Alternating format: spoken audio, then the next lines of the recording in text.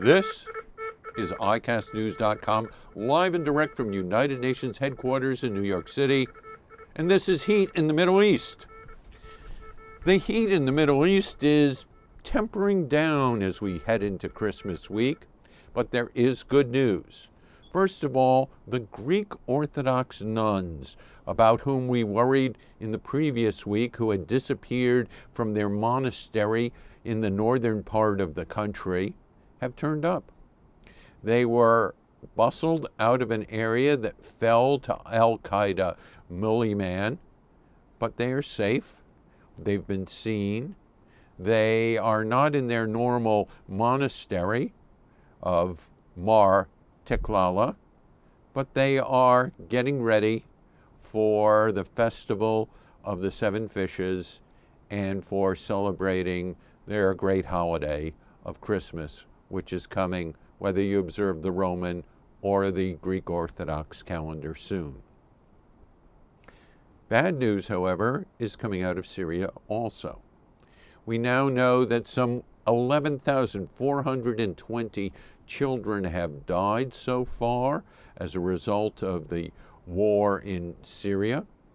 We also know that there is progress being made towards disarmament of chemical weapons in Syria, and a unique combination of international forces are getting ready to get out all the chemicals, all the chemical warfare weapons in Syria. The Russians are providing special armored vehicles. The Americans, the United States, is providing containers for the chemical weapons. The Finns have provided standby emergency responses in case something goes wrong. The Chinese have supplied 10 ambulances and surveillance video cameras. The Finns are in good shape to help out if something goes awry.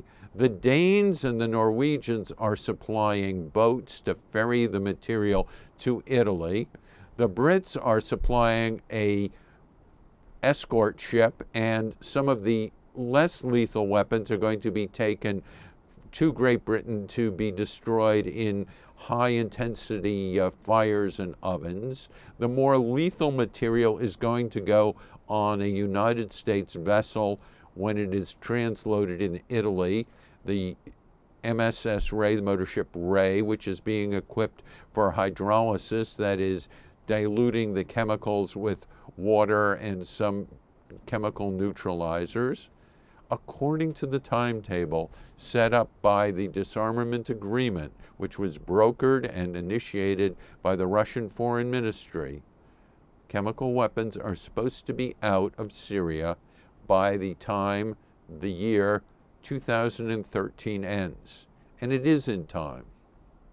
At the end of this year, we now know that more journalists have died in Syria, some 19 or 20 of them, than have died in any other country in this year. That's the second year in a row that Syria is a death trap for journalists. And for the 2.5 million refugees who have fled to surrounding countries, it's another cold, lonely, and hostile winter. So instead of heat in the Middle East, we have cold in the Middle East. One of the coldest relationships in the Middle East is getting at least a tad warmer, or the suggestion of a tad warmer. In his 4-hour marathon end-of-the-year speech, Russian President Vladimir Vladimirovich Putin suggested, among other things, that he is trying to help the rapprochement of Iran and Israel to encourage at least the beginnings of peaceful relations between those two nations. If he could pull that off, if he could de-thaw that frozen relationship of a war so cold, such a cold war, that it threatens, like absolute Kelvin, to break out into a hot war over atomic developments, then he really will accomplish a lot in taking the heat out of the Middle East, not in 2013, But in the new year of 2014, we will continue to watch these and other developments in the Middle East.